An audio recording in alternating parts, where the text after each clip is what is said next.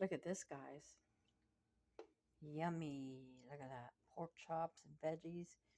This is my mama's favorite soup recipe called pork chop and vegetable soup. Look at all that. Delicious. Made a big pot like this. You're going to fry your pork chops naked in some olive oil.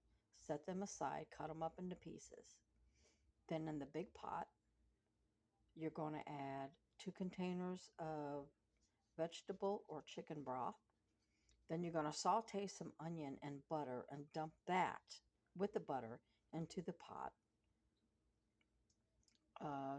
2 cans of diced tomatoes, 1 can of veg all if you have it, otherwise, half a can of peas, 1 can of potatoes, 1 can of carrots, 1 can of cabbage, and you want to drain those.